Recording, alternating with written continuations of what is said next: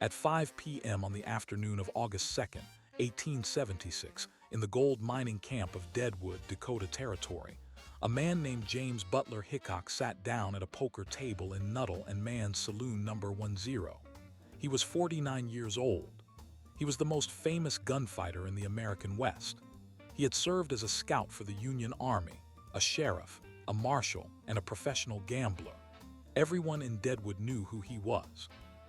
That afternoon, he intended to play a few hands of draw poker before dinner. Everything seemed normal. Only a few minutes later, something was off. Hickok usually sat with his back to the wall, facing the main entrance. That was a rule he had followed for years. It gave him a clear view of anyone who walked through the door. But on this particular day, he arrived late to the game. Another player was already seated in what Hickok considered his chair, a spot that faced the wall instead of the door. Hickok did not ask the man to move. He simply took a different seat with his back to the door. It was a small decision. It was an unusual decision. It would be his last. At approximately 5:15 p.m., a man named John McCall stepped through the saloon's entrance. McCall was a 24-year-old drifter who had been in Deadwood for only a few weeks. He had tried his luck at prospecting and failed. He was known around camp as a sulky, unreliable figure. McCall walked to the bar, ordered a drink, and then stood for a moment watching the poker game. No one paid him any particular attention. Then he drew a revolver, a single-action .45 caliber Colt, and walked up behind Hickok's chair at the table. He placed the muzzle against the back of Hickok's head and pulled the trigger. The bullet entered the skull just behind the right ear, passed through the brain, and exited above the left eye. Hickok collapsed forward onto the table, the cards spilling from his hand. He had been holding a pair of aces and a pair of eights, all black. That combination of cards has since been called the dead man's hand. He died instantly. The entire event took less than 2 seconds. McCall turned and ran for the rear door of the saloon. The other players at the table, among them a saloon keeper named Carl Mann, were frozen for a moment. Then someone yelled. McCall pushed through the back door into an alley and tried to disappear into the crowd. But Deadwood was a small camp and the shot had been heard up and down Main Street. Within minutes, a posse had been organized. McCall was captured without a fight, hiding behind a pile of lumber near a stable. He was taken to a makeshift jail and the news spread across the camp like wildfire. Wild Bill Hickok was dead. What happened? The killing itself was straightforward. A man walked into a saloon and shot another man in the head. But the questions that followed were not simple. Who was John McCall? Why did he do it? And why did the saloon, a place that had been Hickok's second home for years, become the site of his murder? The answers begin with the nature of the frontier town itself. Deadwood in 1876 was not a town in the usual sense.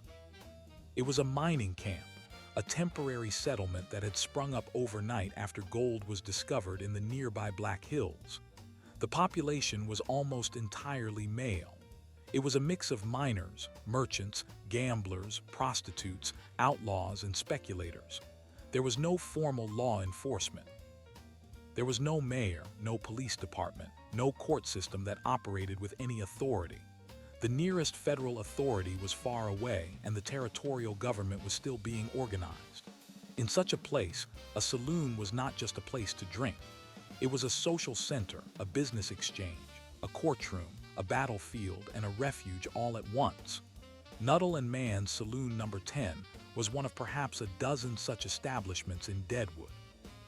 It was a simple wooden building with a long bar, a few tables for cards, a piano, and a back room where private transactions could take place. The atmosphere inside was smoky and loud. The whiskey was cheap and strong. The games were continuous. The trouble was constant. Saloons were where disputes were settled, where fortunes were won and lost, and where violence was always a possibility. Hickok had been a part of that world for decades. He had worked as a gambler across the West, from Kansas to Colorado to the Dakota Territory. He understood the risks. He had survived countless confrontations. He knew the value of sitting with his back to the wall. But on that particular day, the system failed. Hickok's usual practice of facing the door was set aside for a convenience. He did not insist on his seat. McCall entered the saloon with a specific purpose. Investigators, or at least the camp's impromptu authorities, later reconstructed McCall's movements. He had been seen drinking earlier in the afternoon. He had been overheard making threats against Hickok. He had told someone that he intended to kill Hickok, but that person had not believed him. No one intervened. No one warned Hickok. In a place with no police, no bouncers, no established security, the only protection was personal vigilance. That vigilance had been compromised by a habit of routine. McCall was brought to trial on August 3, 1876, a day after the murder. The trial was held in a theater in Deadwood, presided over by a judge who was not a licensed jurist but a minor with some experience in legal matters. The jury was composed of local men. The prosecution presented witnesses who had seen McCall enter the saloon, draw his weapon, and fire. The defense argued that McCall had been motivated by a desire for revenge, that Hickok had killed McCall's brother in an earlier dispute, though no evidence of such a killing was produced. The trial lasted less than a day. The jury acquitted McCall. That verdict stunned many people in Deadwood, but it was not entirely surprising. Frontier justice in a mining camp was often a matter of local sentiment rather than strict law. McCall's acquittal may have been influenced by the fact that Hickok, for all his fame, had killed many men himself. Some in the camp held no great love for him. Others simply did not want to see a man hanged on their watch. McCall was released and left Deadwood immediately. But the story did not end there. McCall traveled to the nearby community of Laramie, Wyoming Territory. There, he made the mistake of bragging about the murder in a saloon. He said he had killed Wild Bill Hickok and that no jury would convict him. The problem was that Laramie was within federal jurisdiction, and the killing in Deadwood, while it occurred in a mining camp on Native American land, could be prosecuted as a federal crime. McCall was arrested again, this time by a United States Marshal. He was taken to Yankton, the capital of the Dakota Territory, and tried in federal court. The second trial was more formal. The evidence was presented again. McCall's defense of revenge was weaker in this setting. The jury found him guilty of murder. On March 1, 1877, John McCall was hanged. The execution took place in a public square outside the jail. McCall was 25 years old. He showed no remorse. Before the noose was placed around his neck, he spoke to the crowd. He claimed again that he had killed Hickok because Hickok had killed his brother, but he offered no proof. The trapdoor opened, and McCall was hanged by the neck until dead. How could this have happened? How could one man be acquitted one day and hanged the next for the same crime? The answer lies in the difference between local and federal authority on the frontier. The first trial in Deadwood was held in a jurisdiction that barely existed. There was no official court. The judge was a volunteer. The jury was made up of men who knew the victim and the defendant personally. The verdict was a product of that particular place and time. The second trial was held in a federal court with a proper judge, a formal process, and a jury drawn from a broader population. The same facts produced a different outcome. McCall was executed not because the evidence changed, but because the system changed. The saloon at the center of this story, Nuttall and Mann's Saloon Number 10, was destroyed by a fire in the late 1870s, but its story survived because of the hanging. Visitors to Deadwood today can see a replica of the saloon built near the original site. The card table where Hickok was shot has been preserved and is displayed in a museum. The two black aces and two black eights, the dead man's hand, have become part of American folklore, but the real significance of the event is not in the cards. It is in the pattern of behavior that led to the shooting. A man with a reputation for violence stepped into a saloon. He carried a gun. He used it. The space in which that happened, a saloon on the frontier, was designed in a way that made such violence possible. Saloons were not built for safety. They were built for profit. Whiskey was the primary product and the margins were high. The bar was the centerpiece. The card tables were arranged for convenience, not security. Doors could be entered from the street or from an alley. Windows were often left open. In many saloons, there was no one whose job it was to keep the peace. The bartender might intervene if a fight broke out, but he was not trained to prevent violence. The result was a space where disagreements over cards, debts, insults, or simply being in the wrong seat could turn into lethal encounters. The broader pattern of frontier saloons followed this logic. Saloons appeared in almost every mining camp, railroad town, cattle town, and military outpost across the West. By 1880, the city of Dodge City, Kansas, had more than 30 saloons for a population of about 1,200 people. The city of Leadville, Colorado, had more than 100 saloons in the 188 series. Whiskey was sold in quantities measured by the barrel. Card games ran around the clock. Violence was common enough that most towns had a designated burying ground for victims of saloon shootings. Investigators of the era, if they can be called that, rarely looked beyond the immediate circumstances. If a man was shot in a saloon, the question was usually who fired the gun, not why the environment allowed it to happen. But if we step back and examine the saloon as an institution, a different set of questions emerges. The saloon was a place where money changed hands quickly, where alcohol reduced inhibition, where weapons were carried openly, and where there was no authority to intervene. It was a system with no fail-safes. The systems that might have prevented the Hickok shooting, security, law enforcement, a culture of de-escalation, simply did not exist. Hickok's own precaution of sitting with his back to the wall was the only safety measure in place, and he abandoned it for one game of cards. The human consequences of that moment are still visible in the historical record. Hickok's body was laid out by a local undertaker. His funeral was attended by hundreds of people from the camp. His grave was dug on a hill overlooking Deadwood. His friends erected a wooden marker that read "Wild Bill, killed by the assassin Jack McCall." The marker was replaced years later with a stone monument, but the grief of those left behind is harder to see. Hickok had no immediate family present in Deadwood. His wife, Agnes Lake Hickok, was in Cincinnati when she learned of his death. She had married Hickok only 5 months earlier. She never remarried. She lived another 30 years, but the record of her life after his death is sparse. The trail goes cold. The brother of Jack McCall, if he existed at all, was never identified. The defense used at the first trial, that McCall was avenging a brother's death, was never supported by any documentation. It may have been a fabrication to secure an acquittal. If so, it worked. But the silence on that question remains. No one has ever confirmed that Hickok killed a McCall in any prior incident. The question of motive is still open. Why does this event still matter? Because the saloon and the frontier town were not simply a backdrop for American history. They were the setting for a social experiment in which law and order were optional. The saloon was the stage on which the values of the frontier, individualism, risk, confrontation, self-reliance, played out in their rawest form. The Hickok shooting is a case study in how those values could produce tragedy when the system had no safety net.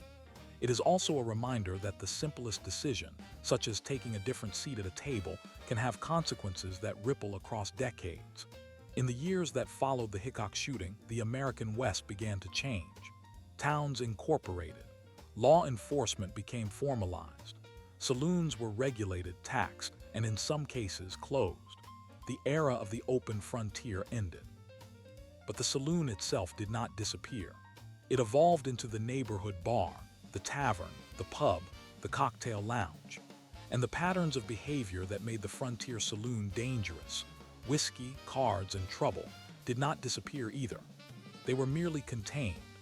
The question of what happens when those elements are placed in a room with no oversight remains as relevant today as it was on the afternoon of August 2nd, 1876. On the evening of October 4th, 1871, a dispute in a saloon in Newton, Kansas, escalated into one of the deadliest shootouts in the cattle town's short history. Newton was a railhead on the Kishom Trail. That fall, thousands of longhorn cattle had been driven north from Texas, and the cowboys who brought them were paid in cash after the sale. The saloons along Main Street were packed.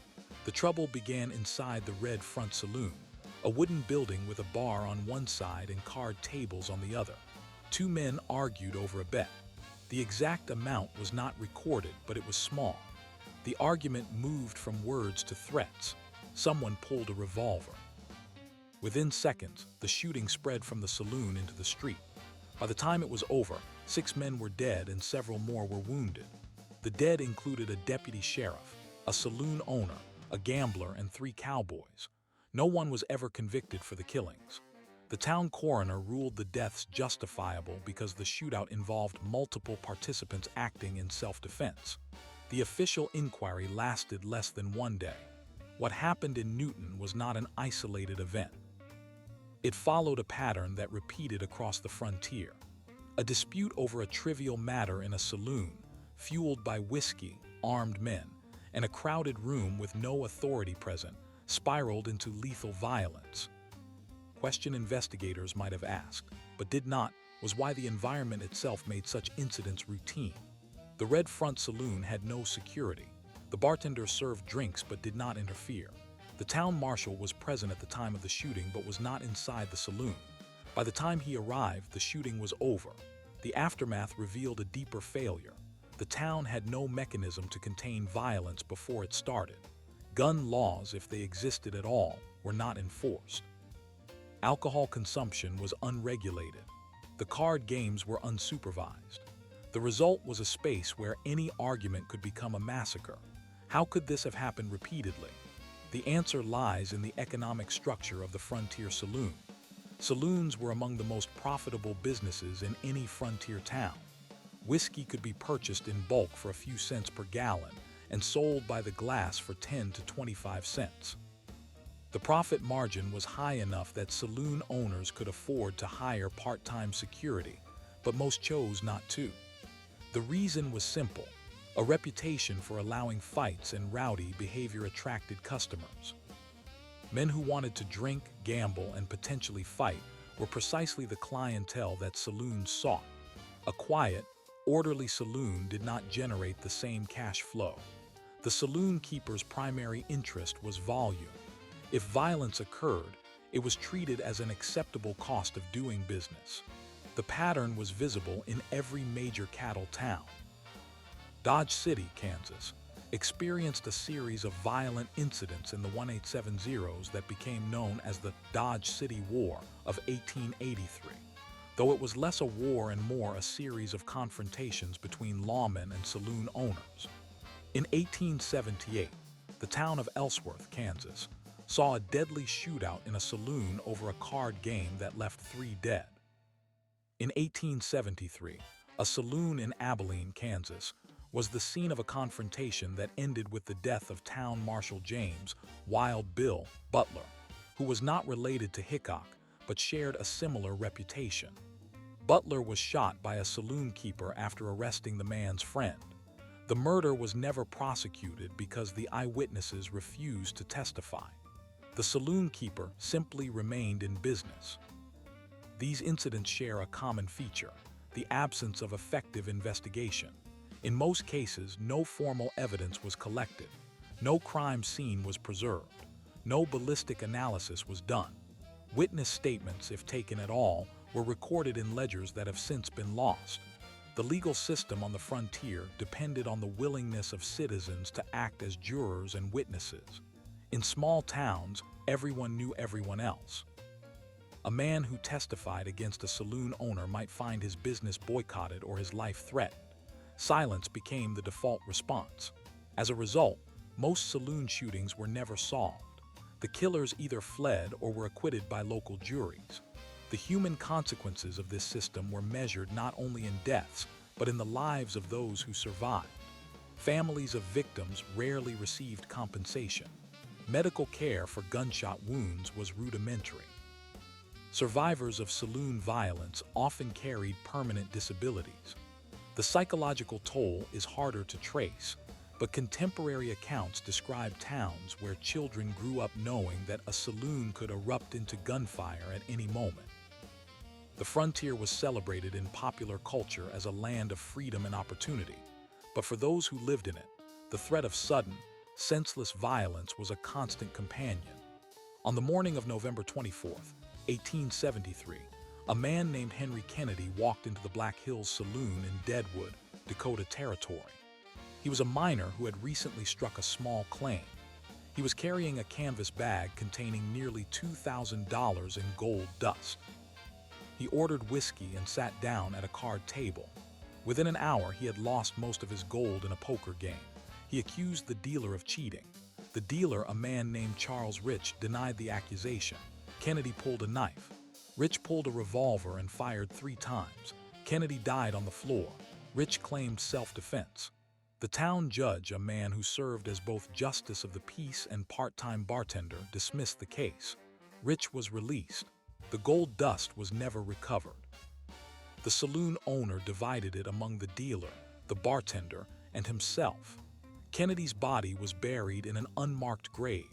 His family in Ohio did not learn of his death for another year. What happened in that case was not murder in the eyes of the law. It was a dispute between armed men in a saloon. The outcome was predictable because the system had no way to prevent it. The question of who started the fight was never resolved. The evidence, the table, the cards, the knife, the revolver, was not preserved. The only testimony came from the dealer and the bartender, both of whom had a financial interest in the verdict. The town was not equipped to perform an autopsy. Cause of death was recorded as gunshot wound inflicted by person unknown, even though everyone in the saloon knew exactly who had fired the shot. The case of Henry Kennedy is a microcosm of a larger problem. Saloons functioned as informal banks, gambling halls, and social centers. They were also places where disputes over money, honor, and territory were settled with weapons. The absence of a formal banking system meant that many miners and cowboys carried their entire wealth on their person. Gold dust, coins, and paper money changed hands in saloons constantly. The card table was the place where fortunes were won or lost in minutes. When a man lost everything, the temptation to blame the dealer was strong. When that blame turned to violence, the saloon provided no protection. The design of the typical frontier saloon reinforced this vulnerability. The bar was usually located near the front door, with card tables scattered in the back. Walls were made of wood or canvas, often with gaps that allowed sound to travel. There were no private rooms. There were no security cameras. There was no panic button. The only barrier between a customer and a drawn weapon was the customer's own judgment. And judgment, as the record shows, was often clouded by whiskey. The amount of alcohol consumed in a single evening at a frontier saloon is difficult to measure, but contemporary accounts suggest it was substantial. A typical cowboy could drink a dozen whiskeys in a night. A miner might consume 2 bottles of beer in an hour, depending on the brew. Whiskey was cheap and strong. In many saloons, it was diluted with water or mixed with chewing tobacco to create a more potent effect. The result was a clientele that was drunk, armed, and emotionally volatile. The combination was explosive. In an effort to control violence, some frontier towns attempted to regulate saloons. In 1875, the town of Ellsworth passed an ordinance requiring saloons to close at midnight and forbidding gambling. The ordinance was ignored. In 1877, the town of Dodge City hired a new marshal named Wyatt Earp, who was known for enforcing restrictions on carrying firearms inside town limits. Earp required that all guns be deposited at the sheriff's office upon entering town. This rule reduced the number of saloon shootings, but it did not eliminate them. Earp himself was involved in a shootout in a Dodge City saloon in 1878, when he shot a man who had threatened him with a revolver. The incident was ruled justifiable homicide. The man was buried without ceremony. The effectiveness of gun control on the frontier was limited by enforcement. A town could pass a law, but it could not station an officer at every saloon door. Cowboys could hide small revolvers in their boots or belts. Miners could conceal derringers in their pockets. The culture of carrying a weapon was deeply ingrained. A man who walked unarmed in a rough town was considered naive or foolish. The saloon was the place where that culture was most visible, because it was where men gathered to drink, gamble, and prove themselves. The stakes were not always lethal. Many saloon fights ended with black eyes, broken bones, or bruised egos. But the presence of firearms turned a physical confrontation into a potentially fatal one. The difference between a brawl and a murder was often a matter of seconds and inches. The saloon provided no buffer. The whiskey provided no pause. The result was a pattern of deaths that local historians recorded in columns labeled justifiable homicide or accidental shooting without further explanation. On the afternoon of March 15, 1879, a man named George Smith walked into the Oriental Saloon in Tombstone, Arizona Territory. He was a miner who had recently sold a share of his claim for $5,000. He ordered a bottle of champagne, a luxury item in the Frontier Saloon, and began to gamble. By evening, he had lost everything. He accused the faro dealer, a man named Johnny O'Malley, of using marked cards. O'Malley laughed. Smith drew a derringer and fired, wounding O'Malley in the shoulder. O'Malley returned fire with a revolver, striking Smith in the chest. Smith died within minutes. The town marshal, Virgil Earp, arrived and took statements from witnesses. All of them said Smith had attacked first. The case was closed. O'Malley was not charged. The faro table was cleared of its cards and the game resumed the next day. What happened in Tombstone was not unusual. The pattern was so common that newspaper editors sometimes treated saloon shootings as routine fillers. The Tombstone Epitaph reported the Smith shooting in a single paragraph, buried on page 3. The story was not considered newsworthy enough to continue. No follow-up was published. The name of the victim was misspelled in the first edition and never corrected. The lack of official investigation was a systemic failure. Investigators on the frontier had no forensic tools, no crime scene protocols, and no training in homicide investigation. They relied on eyewitness testimony, which in a saloon was unreliable. The witnesses were often drunk, biased, or afraid. The saloon owner controlled the scene. He could allow or deny access to investigators. He could clean the bloodstains and rearrange the furniture before anyone arrived. In many cases, the body was removed before the marshal arrived. The only record was a brief entry in the town log. John Smith shot in saloon. Deceased buried by friends. The human cost of this indifference is difficult to quantify, but the number of deaths attributed to saloon violence in the American West between 1865 and 1900 likely runs into the thousands.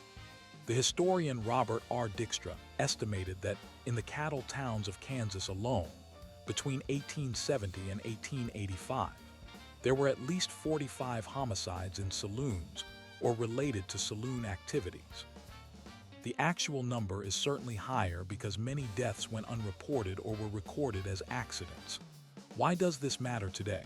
Because the saloon was not simply a relic of the frontier. It was the prototype for a type of commercial space that exists in every modern city: the bar, the nightclub, the casino. The same dynamics that made the frontier saloon dangerous — alcohol, gambling, weapons, minimal oversight — continue to produce violence in the present day. Understanding how the system failed in the 19th century provides a framework for thinking about how to prevent similar failures now. The historians who have studied frontier saloons have identified several factors that contributed to the high rate of violence. The first was the lack of effective law enforcement. Most frontier towns had a single marshal who was responsible for patrolling an area that could cover several square miles. He could not be everywhere at once. The second factor was the lack of legal consequences. In many cases, even when a shooter was arrested, the jury acquitted him because the victim was also armed and the shooting was deemed fair. The third factor was the culture of honor. Men on the frontier were expected to defend their reputation. A perceived insult, even a minor one, could justify violence. The saloon was the place where honor was tested in public. The fourth factor was the economic incentive of the saloon owner. As mentioned earlier, violence was good for business. A saloon that attracted a rough crowd generated more revenue than a quiet one.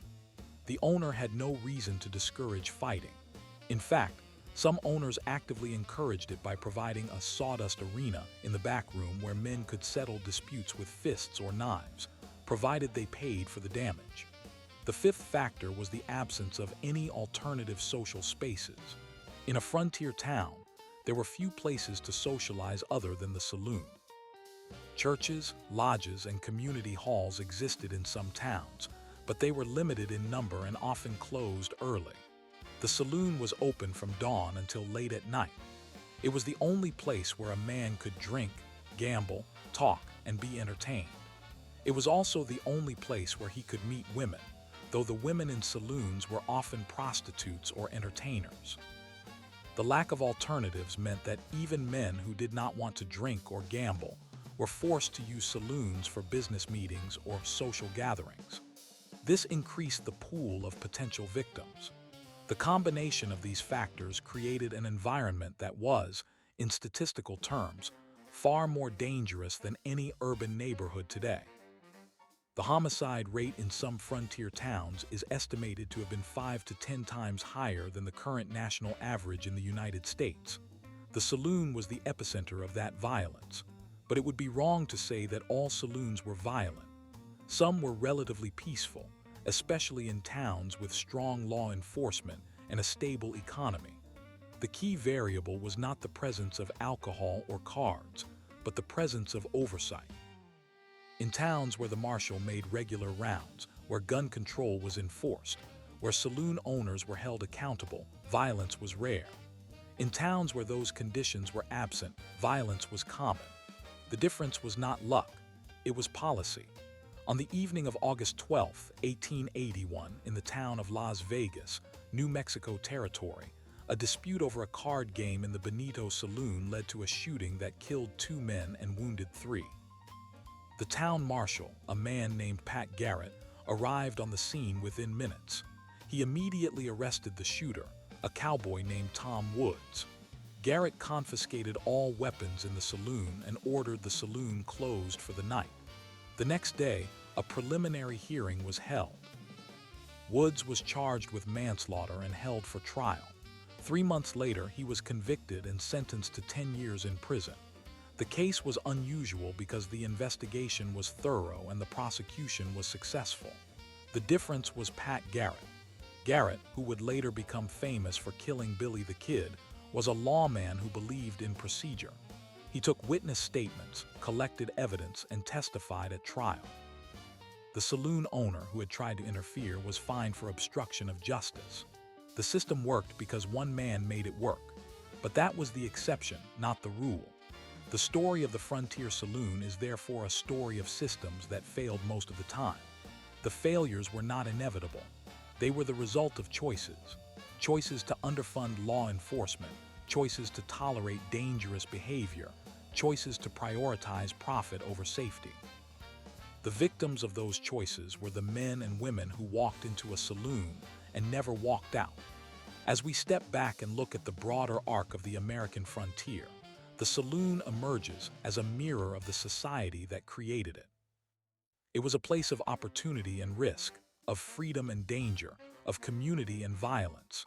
It was a laboratory where the rules of civilization were tested and often found wanting. The lessons learned from the Frontier Saloon are still relevant to how we think about public safety, alcohol regulation, gambling, and the balance between individual liberty and social order. The whiskey, the cards, and the trouble were not anomalies. They were the logical outcome of a system that chose not to intervene. And the question that lingers is whether we are still making the same choice today. At 4:50 in the afternoon on August 2, 1876, in the town of Deadwood, Dakota Territory, a man entered Nuttall and Mann's Saloon number 10. He walked past the bar, past the faro tables, to the back of the room where a poker game was in progress. Seated with his back to the door was a man known across the frontier as Wild Bill Hickok. The newcomer drew a revolver, placed the muzzle inches behind Hickok's head, and fired. The bullet exited through Hickok's right cheek and struck another player, Captain William Massey, in the wrist. Hickok died instantly. The The shooter, Jack McCall, ran out of the saloon into the street and escaped on a horse. What happened next was a study in frontier justice and its failures. Within hours, a posse was formed. McCall was captured the next day near a ranch outside Deadwood. He was brought back to the town, where a makeshift court was assembled. Deadwood was an illegal mining camp at the time, not an incorporated town with a legal government. The court was a miners' meeting, a form of popular justice common in such settlements. The judge was elected on the spot. The jury was composed of local miners and merchants. The trial lasted one day. McCall claimed self-defense, arguing that Hickok had killed his brother earlier, though no evidence supported that claim. The jury acquitted him. McCall was released. The system had worked, but only within the bounds of an extra-legal community. Deadwood had no official law enforcement, no formal court, no jail. The acquittal was accepted because the miners' meeting was the only authority. For a few months, McCall remained in the area, boasting of his act. He even returned to Deadwood to gamble, using the notoriety to buy drinks. But the case did not end there. Later that year, the Dakota Territory was formally organized. Federal authority extended into Deadwood. In 1877, McCall was rearrested by a U.S. Marshal for the murder of Hickok, on the grounds that Deadwood was part of federal territory and the first trial had no legal standing. A new trial was held in Yankton, the territorial capital. This time, the courtroom was proper. The judge was a federal appointee, and the jury was selected from a pool of citizens. The evidence was the same. McCall's defense was the same, but the outcome was different. He was found guilty and sentenced to hang. On March 1, 1877, McCall was executed by hanging. His last words were reported as a brief apology. What changed between the first trial and the second? The structure of the system. The first trial lacked jurisdiction, lacked procedure, lacked oversight. The second trial had all three. The case was not about guilt or innocence. It was about the presence or absence of legal infrastructure. The frontier tolerated violence when the system was absent. When the system arrived, the same act became a capital crime. This pattern repeated across the West. The Hickok murder is one of the most famous, but it is representative of a deeper truth. Saloon violence was not simply a product of alcohol or cards. It was a product of legal vacuum. The saloon was the arena where that vacuum was most visible. Men carried guns because the state could not protect them. They settled disputes with violence because courts were too far away or too slow. They drank and gambled because there was nothing else to do. The environment was not accidental. It was the logical output of a society that had not yet built the institutions to control itself. The historian Richard Maxwell Brown called this the Western justice model, where the individual carried the right to self-defense to an extreme. But the Hickok case shows the limits of that model. When McCall was acquitted the first time, the community accepted the verdict, but it did not restore order. It only confirmed that Deadwood had no power to punish a killer. The second trial, held under federal authority, restored the principle that murder is murder regardless of the victim's reputation. Hickok was a famous gunman, but that did not make his killing justifiable. In the years after Hickok's death, saloons in Deadwood continued to operate. Violence persisted, but slowly the town grew. A regular police force was established. Gun control ordinances were passed. By the 1880s, Deadwood had become a relatively stable community. The saloons remained, but the culture had changed. The period of unrestrained violence had passed. The system had caught up. Why does this matter today? Because the same pattern appears in modern cities where law enforcement is weak, where courts are corrupt, where citizens feel they must arm themselves. The frontier saloon was not a unique historical aberration. It was a warning. Wherever the state fails to provide safety, private violence fills the gap. The whiskey and the cards were accelerants, but the fuel was the absence of law. On the evening of July 14, 1881, in the town of El Paso, Texas, a dispute over a card game in the Gem Saloon led to a shooting that killed one man and wounded two others. The shooter, a former lawman named John Wesley Hardin, was arrested the next day. Hardin had already killed more than 20 men in various incidents across Texas. He was known for his quick temper and his willingness to use his revolver over any slight. The El Paso shooting was not unusual for him, but this time the system held. Hardin was tried, convicted of murder, and sentenced to 25 years in prison. He served 15 before being paroled. The difference was that El Paso had a functioning court system and a professional police force. The saloon owner testified. Witnesses were subpoenaed. The jury deliberated for 2 hours. The rule of law prevailed. But for every Hardin conviction, there were dozens of shootings that went unpunished. In 1876, the same year Hickok was killed, a man named Sam Bass was involved in a saloon brawl in San Antonio. Bass shot and killed a man during a dispute over a card game. He was arrested but escaped from jail before trial. He went on to become a notorious outlaw, robbing trains and stagecoaches, until he was gunned down by Texas Rangers in 1878. The initial failure to detain him allowed a career of violence to unfold. The saloon was the starting point. The historian Robert Dykstra studied the cattle towns of Kansas, Abilene, Dodge City, Ellsworth, Caldwell, and Wichita, and found a clear correlation between the quality of law enforcement and the rate of saloon violence. In towns with a strong marshal and a cooperative city council, homicides were rare. In towns where the marshal was weak or corrupt, homicides were frequent. The most violent period in Dodge City, for example, was 1876 to 1878, when the city government was controlled by saloon owners and gamblers. After a reform slate swept the 1878 election, the new marshal, Ed Masterson, enforced gun control and closed saloons at midnight. Homicides dropped sharply. The lesson is that violence in saloons was not inevitable. It was manageable. The tools were known: disarm the patrons, regulate the hours, license the operators, prosecute the offenders. The frontier towns that adopted these measures saw results. The towns that did not suffer the consequences. The saloon was a test of civic maturity. The test was often failed. On a cold night in November 1883 in the town of Coffeyville, Kansas, a group of men gathered in a saloon called the Turf. They were drinking and playing poker. One of them, a rancher named Jim Reed, accused another man, a cowboy named Bill Dalton, of cheating. Words were exchanged. Reed pulled a knife. Dalton drew a revolver. 2 shots were fired. Reed died on the floor. Dalton fled. The town marshal, a man named Frank Warren, pursued Dalton for 3 days. He tracked him to a ranch outside town and arrested him without incident. Dalton was brought back, tried, and convicted of manslaughter. He served 4 years in the state penitentiary. The case was notable because the investigation was thorough. Warren collected the cards from the table, interviewed the other players, and even measured the distance between the 2 men.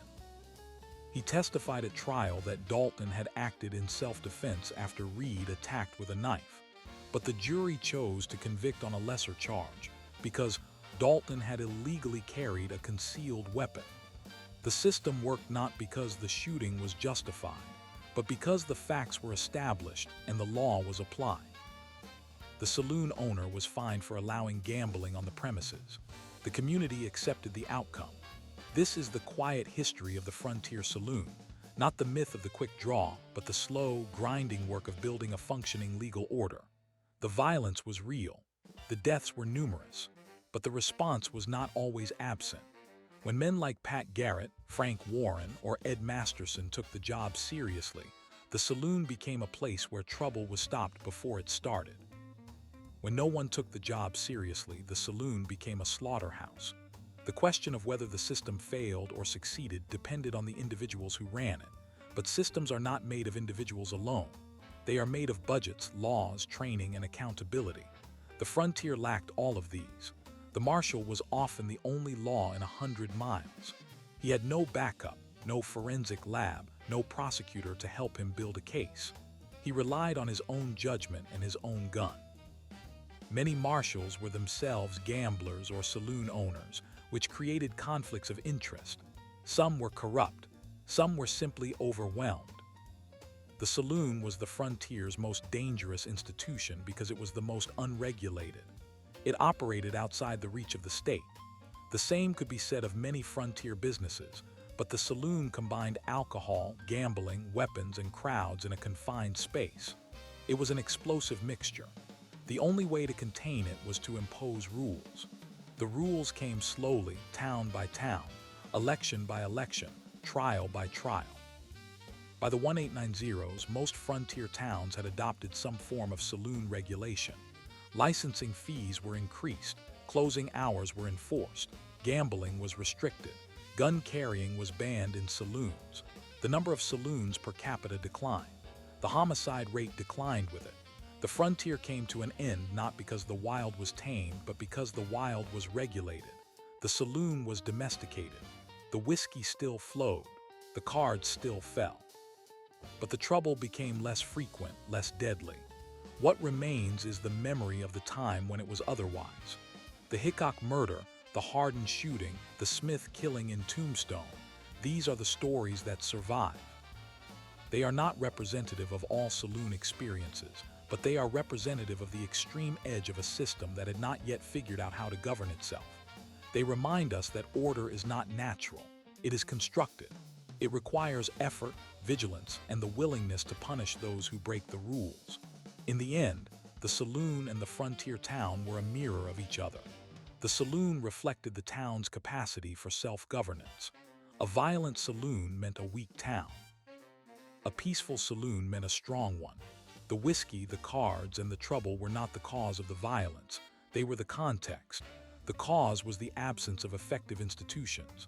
The cure was the slow, patient, often unglamorous work of building them. That work is never finished. It is only ever ongoing. And in every modern city, in every bar and nightclub, the same dynamics still play out. The frontier is not a place. It is a condition.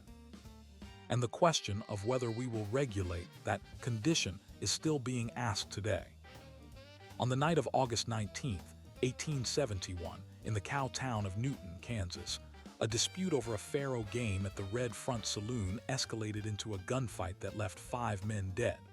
The town had no police force. The only law was a county sheriff who lived miles away. No one was ever arrested for the killings. The dead were buried in unmarked graves. The saloon stayed open for business the next morning. The Newton Massacre, as it became known, was one of the deadliest single saloon fights in Kansas history. It happened during the height of the cattle drives, when Newton was a shipping point for Texas Longhorns. The saloon was crowded with cowboys, gamblers, and railroad workers. 2 groups of men, one from Texas and one from Kansas, began arguing over a card game. Within seconds, 6 shooters were drawn. The firing lasted less than a minute. 4 men died at the scene. A 5th died the next day. The town coroner collected the bodies and held an inquest, but no witnesses could identify the shooters with certainty. The verdict was death by persons unknown. The Newton case illustrates the fundamental problem of frontier policing.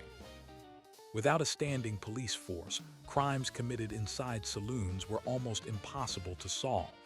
Witnesses were often drunk or unwilling to testify. The shooter could ride out of town before sunrise. The saloon owner had no incentive to cooperate, since a murder investigation was bad for business. The result was impunity. The state had not yet reached Newton. The only law was the gun. The same pattern repeated across the frontier. In April 1872, in the town of Sherman, Texas, a saloon argument over a poker hand ended with 2 men shot dead. The survivors fled. The town marshal, a man named George W. Hill, investigated for 3 days.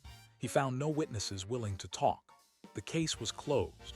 In October 1873, in the town of Cheyenne, Wyoming, a faro game at the Golden Nugget Saloon turned violent when a cowboy accused the dealer of cheating. The dealer drew a shotgun and killed 2 men. He was arrested by a U.S. deputy marshal, but the federal court had no jurisdiction over local saloon shootings. The man was released. He left Cheyenne the same night. These cases are not footnotes. They are the norm. The frontier saloon was a zone where the law was not enforced because the law was not present. The few arrests that did happen depended on the personal initiative of a single lawman, not on a functioning system. When that lawman was corrupt, incompetent, or absent, the saloon became a free-fire zone. The historian Joseph G. Rosa, who studied gunfights of the Old West, noted that the number of killings in saloons was far higher than popular memory suggests. Many deaths were never recorded at all. Bodies were buried without inquests. Deaths were attributed to accidents or unknown causes. The saloon owner often paid for a quick burial to avoid scrutiny. The true tally of saloon-related homicides in the American West will never be known, but the available records show that from 1865 to 1890, at least 250 men were killed in saloon disputes in the cattle towns alone. That number does not include mining camps, railroad towns, or remote outposts. The real figure is likely in the thousands. What allowed this violence to persist was not just the absence of law. It was the presence of alcohol, gambling, and weapons in the same room. The combination was predictable, the effects were known, and yet towns did almost nothing to prevent it for decades. The reason was economic. Saloons were cash businesses. They paid taxes, attracted customers, and supported the local economy. A town that cracked down on saloons risked losing business to a neighboring town that did not. This competition kept regulation weak, but there were exceptions.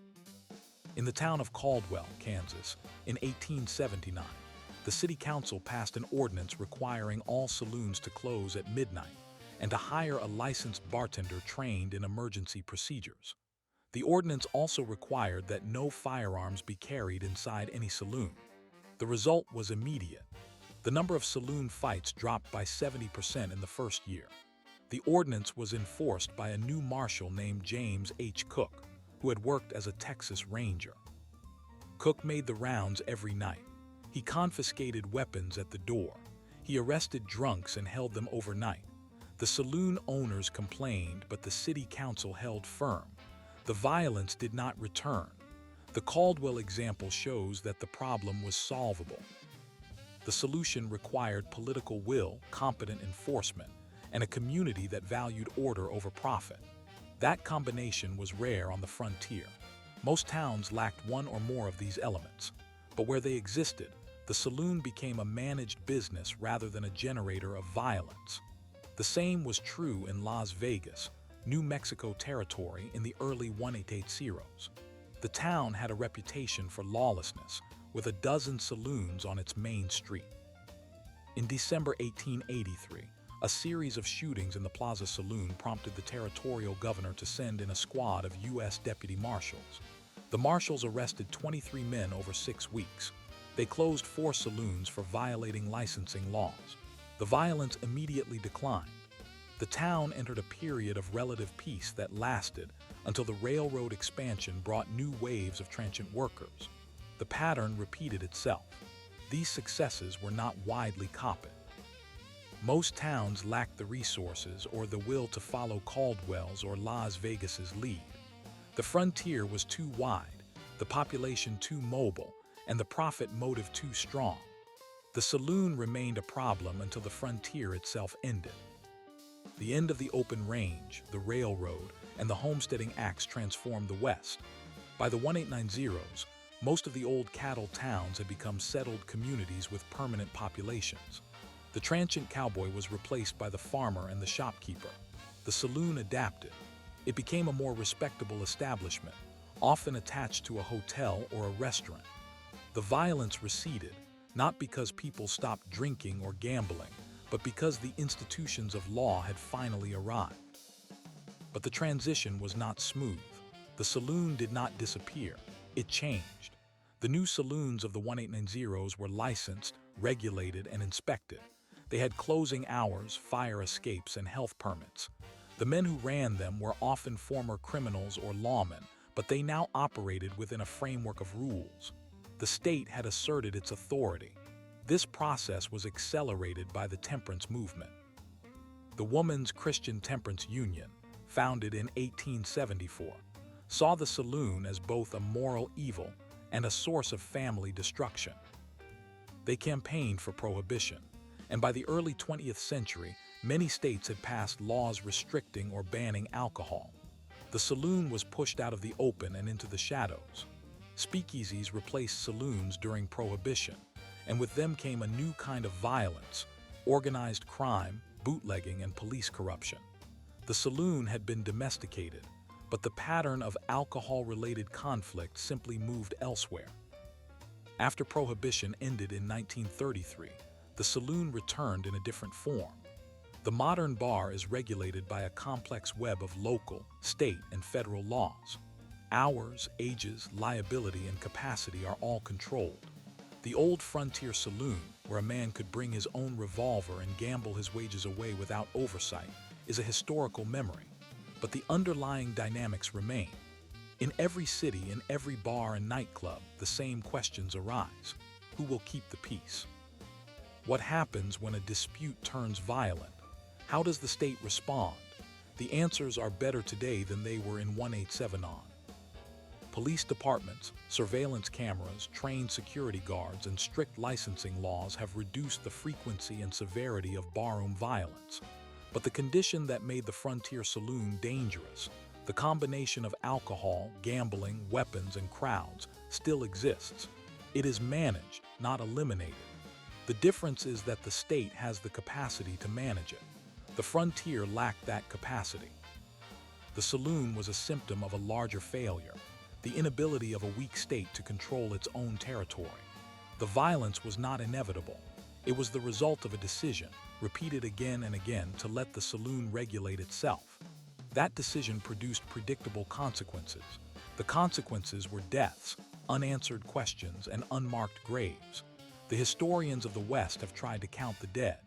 They have studied arrest records, coroner's reports, and newspaper accounts. They have found that the typical frontier saloon homicide was not a dramatic shootout at high noon. It was a drunken argument over a card game, over a woman, over a perceived insult. It lasted seconds. The killer often fled. The victim was buried without ceremony. The saloon owner swept the floor and reopened. The cycle continued. What broke the cycle was not the end of the frontier, but the growth of the state. As towns grew, they could afford police. As police became professional, they could enforce gun bans in saloons. As courts became reliable, they could convict offenders. As jails became secure, they could hold them. The system was built brick by brick over decades by people who believed that order was worth pursuing. They were not always successful. They were not always just, but they were building something that had not existed before. The frontier saloon was a test of whether self-government could work in a place where every man carried a gun and every thirst was legal. The answer for a long time was no. The test was failed in Newton, in Sherman, in Cheyenne, and in 100 other towns whose names are forgotten. But eventually the test was passed. The saloon became a regulated business. The whiskey still flowed. The cards still fell. But the trouble became the exception, not the rule. That progress was hard-won. It required sacrifice from lawmen who died in the line of duty, from reformers who faced ridicule, and from ordinary citizens who demanded change. It required a shift in values, from the freedom of the individual to the safety of the community. That shift was not inevitable. It was chosen. The lesson for today is that the frontier is not a place. It is a condition. A state of weak institutions, strong passions, and limited accountability. The condition can return wherever law enforcement is underfunded, where courts are corrupt, where communities are divided. The saloon of the frontier West is a warning. It shows what happens when society abandons the job of governing itself. The whiskey and the cards were never the true problem. The trouble was the absence of law, and the absence of law was not a natural disaster. It was a failure of human will. The frontier towns that succeeded were the ones that willed themselves to build order. The ones that failed were the ones that did not. In the end, the story of the saloon and the frontier town is not a story of violence. It is a story of the long, slow, difficult birth of civil society. The birth was violent. It was messy. It was often tragic. But it produced a world where the saloon no longer rules the street. That world is still fragile. It must be maintained. The frontier is never fully closed. It lives on in every decision about how to regulate the places where people gather to drink, to gamble, and to argue. The question is never whether trouble will come. It is whether the state will be ready to meet it. At 2:15 p.m. on the 21st of April 1884, a deputy sheriff named James Bell entered the Silver Dollar Saloon on Front Street in Dodge City, Kansas. He was responding to a disturbance call. A man named William Taylor had been drinking for 5 hours and had threatened to kill the bartender. Bell approached the bar and asked Taylor to leave. Taylor pulled a revolver from his coat and shot Bell in the chest at close range. Bell died before hitting the floor. Taylor ran out the back door, mounted a horse, and was never captured. The coroner's jury ruled the death justifiable homicide on grounds of self-defense, even though Bell had drawn no weapon and had no partner present. The saloon owner said he did not see the shooting clearly. The case was closed in 48 hours. What happened in Dodge City that afternoon was not unusual. By 1884, the town had been tamed considerably from its wilder years. A city marshal and 6 deputies patrolled the streets. Gun restrictions had been passed inside town limits, but the Silver Dollar Saloon sat just outside the official boundary, in a county precinct with no regular law enforcement. The saloon's owner had chosen the location deliberately. He knew that the city's ordinances did not apply there. The shooting occurred in a legal gray zone, a strip of land that belonged to no effective jurisdiction. The killer escaped because no one had the authority to chase him across county lines. The system had a hole, and the saloon had found it. This was the pattern across the late frontier. As towns incorporated and hired police, saloons moved to the edges. They set up just beyond the city limit signs, in unincorporated patches where county sheriffs were too understaffed to patrol regularly. These became known as outlaw saloons or border joints. They operated without licenses, without inspections, without oversight. The same combination of whiskey, cards, and firearms flourished there, but now with an added layer of impunity. Killings in these places rarely went to trial. Witnesses were transient. Bodies were buried in shallow graves. The county coroner often did not even visit the scene. He issued a certificate based on the word of the saloon owner, who was usually the only witness. How could such a system persist? The answer lies in the structure of frontier governance. County governments in the West were weak. They had few employees, limited budgets, and no centralized records. A sheriff might cover 10,000 square miles with a single deputy and a horse. He could not be everywhere. The saloon owners knew this and exploited it. They built their establishments in corners the law could not reach. The state's authority was a patchwork, full of gaps. The saloon flowed into those gaps like water into a crack. The situation began to change only when the federal government intervened. In 1889, Congress passed the Oklahoma Organic Act, which imposed federal liquor laws on Indian Territory. The act restricted the sale of alcohol in unincorporated areas. Within 2 years, federal marshals had arrested over 200 saloon keepers operating in no man's land. The trials were held in federal courts, far from local influence. Many saloon owners were convicted and their establishments shut down. The border saloon model collapsed in that region, but it survived elsewhere until statehood arrived and brought uniform county governments with it. By 1910, most western states had closed the jurisdictional gaps. Every acre of land fell under the authority of either a city, a county, or a federal reservation. The outlaw saloon could no longer hide. The last known killing in a border saloon occurred in 1912 in a remote corner of New Mexico territory, near the Texas line. 2 men argued over a poker hand. One shot the other and fled into the desert. He was arrested 3 weeks later by a posse from 2 counties that had finally agreed to coordinate. The killer was tried, convicted, and hanged in 1904. His was the last execution for saloon homicide in that part of the country. The frontier saloon did not simply disappear. It was forced into reform by the steady expansion of the state. The process was slow, uneven, and often violent. but it was eventually completed. The whiskey still flows. The cards still fall. The trouble, however, became a rarity, something that shocks the community rather than defines it. That transformation was the work of law enforcement, of elected officials, of reformers, and of ordinary citizens who decided that the old way was not good enough. The saloon and the frontier town, once inseparable, were finally separated by the very thing the frontier had lacked: the rule of law.